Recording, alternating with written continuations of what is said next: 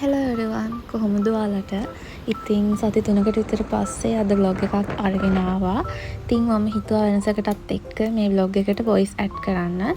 ඉතින් ඔයාලා දිගටම වොයිස් කරනවට කැමතිද නැත්නම් සබ්ටයිටල්ස් එක්කද බලන්න කැමති කියලා මට කමෙන්ට් සෙක්ෂන් එකේ කියන්න. ඉතින් අද සෙනසුරාදා දවසක්. හෙට අපි යනවා ට්‍රිප් එකක්. දවස් 3ක ට්‍රිප් එකක්. එතකොට ඉරිදයි සඳුදායි අඟහරුවාදායි ඔෆිස් එකේ මම ලීව් දැම්ම දවස් 2කට. ඉතින් අද ආවා අපි හැව්ලොක් සිටි මෝල් එකට ඇඳුම් ටිකක් ගන්න. මට නෙමෙයි ඇඳුම් ගන්න ආවේ ඇත්තට. මොකද මට කලින් ගත්ත ඇඳුම් ගොඩක් තියෙනවා ඇඳපුත් නැති ඒවා. අනිත් එක අපි යන්නේ බීච් සයිඩ් එකට නිසා එහෙම ඇඳුම් ගොඩක් ඕනේ වෙන්නේ නැහැනේ. ඉතින් අපි මියාවත් දැක්ක හැව්ලොක් සිටි මෝල් එකේදී අඳුරනවාද කියලා බලන්නකෝ. අපි ඉතින් ගෑනු ළමයිනේ ගන්නෙ නෑ කියලා එළියට බැස්සට අපෙත් හිත වෙනස් වෙන්න පුළුවන්. ඉතින් මම මෙන්න මේ ෂෝට් එක ගත්තා. මොකද මට හිතුණා බීච් එකට යන නිසා අපිට ෂෝට් ගොඩක් තිබුණොත් හොඳයි කියලා. ඊට පස්සේ අපි යන ගමන් රෑට කන්න මෙතනට ආවා. ඉන්දියන් ඇෆෙයා කියලා බිරියානි ෂොප් එකක්. ඇත්තටම ලංකාවේ පෝෂන් සයිස් නම් හරිම අඩුයි. ඒක මම දන්නේ මට වෙනස ගොඩක් තේරෙනවා. මම මාසයක් අබුඩාබි වල හිටපු හින්දා එහි පෝෂන් ගොඩක් ලොකුයි. මෙහිදින් දෙන්නෙක්ට කන්න මදි. අපි දෙන්න චුට්ටක් කන නිසා ෂේප්. නැත්තම් ඉතින් හොඳට කන දෙන්නෙට නම් මේක මදි. එක්කෙනෙක්ටත් මදි. දැන් ඉතින් ගෙදර යන්නයි තියෙන්නේ. අපි හෙට බලමු මොනවද මට කරන්න තියෙන්නේ කියලා. අද ඉරිදා. ඉතින් උදේම මම හිතුවා ජොගින් ගිහින් එන්න. මොකද මම ලංකාවට ආවට පස්සේ ගෙනාපු චොක්ලට් ටික කාලා ටිකක් මහත් වුණා. ඉතින් මම ටික මගේ රුටීන් එකට එන ගමන් මම ගොඩක් රෂ් කරන්නේ නැහැ. හිමීට ඉතින් රුටීන් එකට මම පුරුදු වෙන ගමන් තමයි තාම ඉන්නේ. මම හිතන්නේ ලෝකෙ කොහේ හිටියත් අපිට ලංකාවේ තරම් නිදහසේ ජීවත් වෙන්න පුළුවන් කියලා. ඉතින් මම ඒක අර හිටපු පළවෙනි මාසෙම එක්ස්පීරියන්ස් කරා. මොකද අපි වෙන රටක ජීවත් වුණොත් අපිට සල්ලි ගොඩක් හොයන්න පුළුවන්. ඒත් ඒ ජීවිත හරිම ඔටෝමේටඩ්. ඉතින් මම හරිම ග්‍රේට්ෆුල් මම මේ ලංකාවේ මේ ගෙවන හරිම සිම්පල් ලයිෆ් එකට මේ ස්ලෝ මෝර්නින්ග්ස් වලට මම හරිම ග්‍රේට්ෆුල්. මගේ ව්ලොග් කලින් ඉඳන්ම බලන අය දන්නවා මම ආසයි පොඩි දේවල් රොමාන්ටිසයිස් කරන්න. උදාහරණයක් විදිහට මම උදේම පාක් එකට ගිහිල්ලා චුට්ටක් ඇවිදලා සන්රයිස් එක බලලා ඒ උදේට වැටෙන අහුවේ චුට්ටක් වෙලා ඉඳලා ඊට පස්සේ ගෙදර ඇවිත් මම ආසම බ්‍රෙක්ෆාස්ට් එකක් හදාගෙන කාලා එතකොට මම කරන වර්ක්අවුට් මේ හැමදේම අපිට රොමාන්ටිසයිස් කරන්න පුළුවන්. ඒ වගේම දැන් අපිට ජොබ් එකේ එන වැඩ අපි රෂ් කරන්නේ නැතුව කම්ප්ලේන් කරන්නේ නැතුව අපි ග්‍රේට්ෆුල් වෙලා ඒ දේ කරොත් අපිට පුළුවන් අපේ මේ ජීවිතේ සතුටින් ඉන්න. මමත් නෙගටිව් වෙන අවස්ථාවල් තියෙනවා. ඒත් මම කියන්නේ මම 80%ක් කිසිම දෙයකට කම්ප්ලේන් කරන්නේ නැතුව රෂ් කරන්නේ නැතුව ඒ මොහොත ඒ වෙලාව මම රොමාන්ටිසයිස් කරන්න කැමතියි. මට ඊළඟට කරන්න තියෙන වැඩ ටික තමයි හෝම් පෙඩිකියුර් එක කරලා ඊට පස්සේ හෙයා මාස්ක් එක දාලා ස්කින් එක මගේ ස්ක්‍රබ් කරලා ඊට පස්සේ මම බෑග් එක පැක් කරන්න පටන් ගන්න ඕනේ හෙට ට්‍රිප් එක යන්න. ඉතින් මේ වැඩ ටික තමයි තියෙන්නේ. බලමු අපි කොහොමද කරන්න කියලා. ඉතින් මම හැම සතියකම වගේ මේ වගේ උණු වතුරට ලුණු ටිකකුයි ඊට පස්සේ දෙහි තව ෂැම්පූ හරි බොඩි වොෂ් හරි දාලා මේ වගේ කකුල සෝප් කරන් ඉඳලා හොඳට බ්‍රෂ් කරලා මේ විදිහට කරනවා. එතකොට ඒක ඉවර වුණාට පස්සේ මාර්ගම විදිහට සනීපයි කකුල් දෙකට ඩෙඩ් ස්කින් අයින් වෙලා කකුල හොඳටම සොෆ්ට් වෙනවා. දැන් මං හදන්නේ මගේ ඔළුවට හෙයා මාස්ක් එකක් දාන්න. ඉතින් මම මේ බිත්තර හෙයා මාස්ක් එක දාන්නේ පළවෙනි පාර මම හොයලා යාළුවෙක්ගෙන් තමයි දැනගත්තේ මේ විදිහට කරාම හෙයා ෆ්‍රිසිනස් එක අඩු වෙනවා කියලා. මම ඔයිල් ට්‍රීට්මන්ට් කරා වීක්ලි. ඒත් මේ විදිහට කරන්නේ ෆස්ට් ටයිම්. ඔන්න ඉතින් මම මෙතන මෝඩ වැඩක් කරා. එග් යෝක් එක නැතුව අනිත් පාර්ට් එක තමයි මම ගත්තේ. එග් යෝක් එක අයින් කරලා. හරිනම් එග් යෝක් එක තමයි දාන්න ඕනි හෙයා ෆ්‍රිසිනස් එක අඩු වෙන්න. කවන්න ඊළඟ සතිය මොනවා හරියට කරන්නම්. ඊට පස්සේ මම තව යෝගට් දැම්මා. ඊට පස්සේ ඔලිව් ඔයිල්, හනි මේ ටික තමයි දැම්මේ. මේ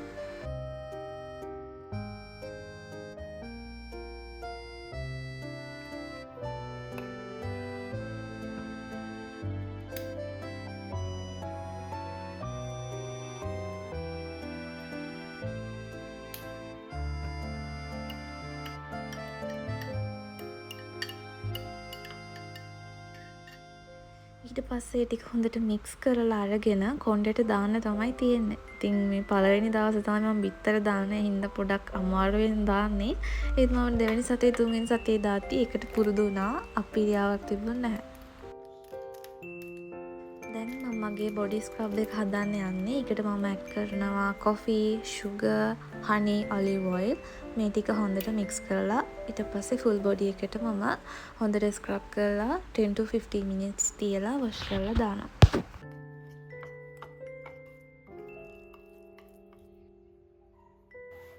මම හොඳ වොෂ් එකක් එහෙම දාගෙන ඇවිල්ලා දැන් මගේ ලගේජ් එක පැක් කරන්න තමයි හදන්නේ. මුලින්ම චුට්ටක් ක්ලීන් කරගෙන ඉන්න ඕනේ. මොකද කලින් පාර ගෙනාපු ගමන් මම එහෙමම දාලා තිබ්බා.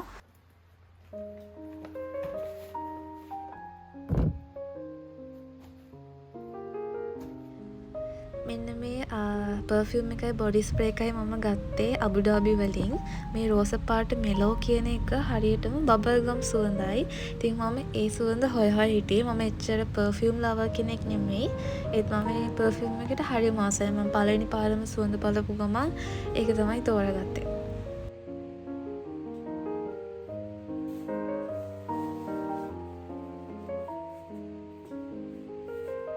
මම ඕනි මේ කියලා හිතන ඇඳුම් ටික ඔක්කොම දාගන්නවා. මොකද මම ලගේජ් එක ගෙනියන හින්දා ඇති තරම් ඉඩක් තියෙනවානේ. ඒ නිසා හැමදේම වගේ මම දාගත්තා. මගේ පොඩි පොඩි බඩු ටික මේ පවුච් තුනට මම පැක් කරගන්න තමයි හදන්නේ.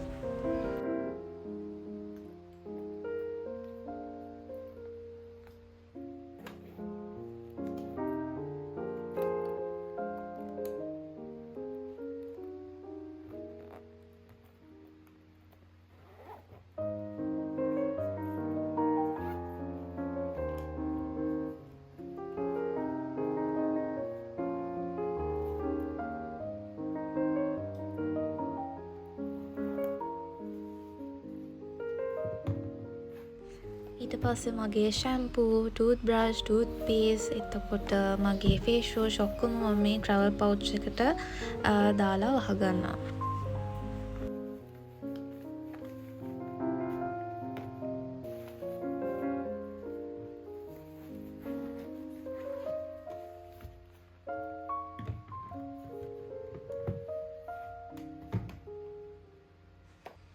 දැන් තියෙන්නේ අමාරුම වැඩේ ඇඳුම් ටික පැක් කරගන්න එක. ඉතින් හෙමින් අපි ඒ ටිකත් පැක් කරගමු.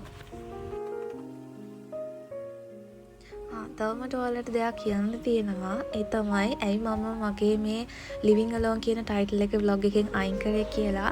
මොකද ඉස්සරහට මම තනියම නෙමෙයි ඉන්නේ මෙතන. මගේ නංගිත් ඉන්නවා. මොකද එයාට අලුතෙන් ජොබ් එකක් හම්බුණා. එතකොට එයාට මෙතන ඉඳන් එතනට ළඟයි. ඉතින් මම හිතුවා බොරුවට වෙන තැනකට සල්ලි දීලා ඉන්න ඕනේ නැති හින්දා මාත් එක්කම එයාව තියාගන්න.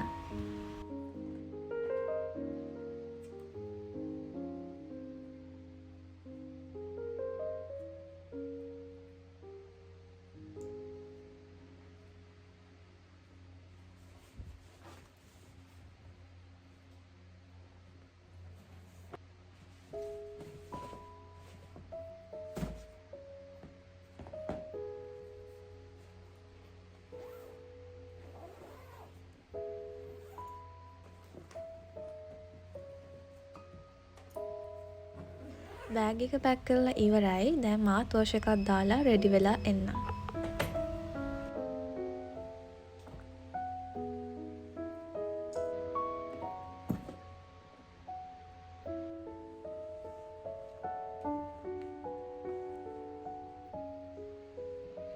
ඔයාලට පේනවද අර එක් මාසයක දැම්මට පස්සේ මගේ කොණ්ඩේ ගොඩාක් සොෆ්ට් වෙලා ෆ්‍රිසිනස් එක අඩු වෙලා. ඉතින් ට්‍රිප් එක ගිහිල්ලා දෙවෙනි දවසේ වෙනකුණුත් හොඳට තිබ්බා. හැබැයි බීච් එකට දැස්සට පස්සේ නම් ආයෙත් ෆ්‍රිසි වුණා. එහෙනම් අපි ට්‍රිප් එක යන ගමන් හම්බෙමු.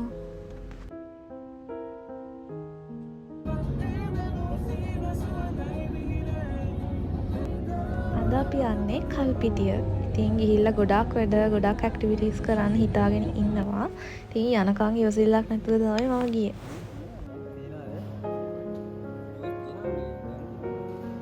යන ගමන් උදේට කන්න අපි නතර කරා තැනකින්.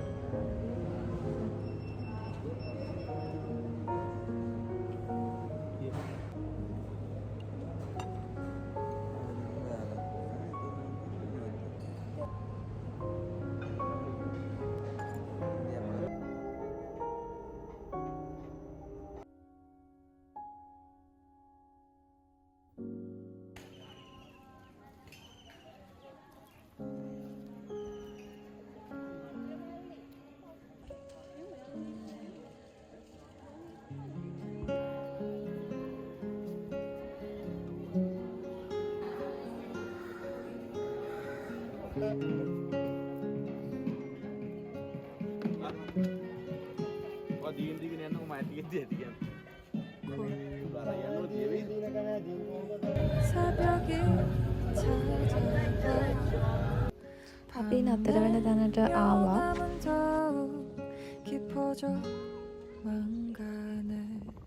මෙතන තියෙන්නේ මුහුදක් නෙමෙයි කලපුවක්. ඉතින් අපි චුට්ටක් ෆ්‍රී එකේ එහෙම ඉඳලා හවසට අපි කයාකින් කරන්න පටන් ගත්තා. කයාකින් කියන්නේ මම විෂන් බෝඩ් එකට ඇඩ් කරලා තිබුණ එක දෙයක්. ඉතින් කොහොම හරි මෙහෙට අවිලා කයාකින් කරන්නත් පුළුවන් වුණා. ඊට පස්සේ රෑ වෙලා අපි චුට්ටක් කල්පිටිය ටවුන් එකට ගියා.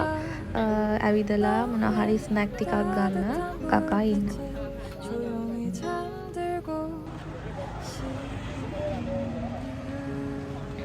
මේ පැත්තෙත් හරිම වෙනස් වයිබ් එකක් තියෙන්නේ. මම පළවෙනි පාර තමයි මේ පැත්තට ආවේ. ඉතින් හරිම වෙනස් එක්ස්පීරියන්ස් එකක්.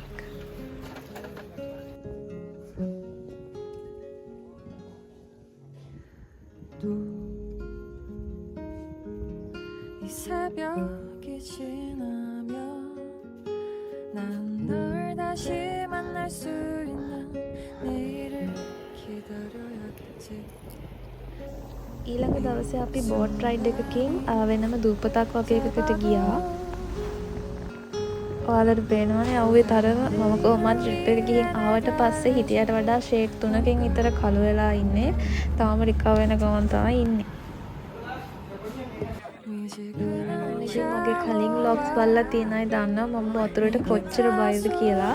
ඒ වුණාට මට කොහොම හරි මේ ට්‍රිප් එකේදී ට්‍රිප් එකට ගිහිල්ලා ස්නෝක්ලින් කරන්න ඕනි වුණා. මොකද මේ අවුරුද්දේ මගේ එක ගෝල් එකක් තමයි මගේ කම්ෆර්ට් සෝන් එකෙන් එළියට ගිහිල්ලා මම බය දේවල් කරන එක. ඉතින් මගේ ජීවිතේ පළවෙනි වතාවට තමයි මේ විදියට මම වතුරකට බැස්සේ. ඉතින් මට මෙහෙම බැස්ස එකම ලොකු දෙයක්. ඉතින් මං හිතනවා ඊළඟ පාරේ ස්නෝක්ලින් හරි ස්කූබා ඩයිවිං හරි ගියොත් මම මෙච්චර බය වෙන එකක් නැහැ කියලා.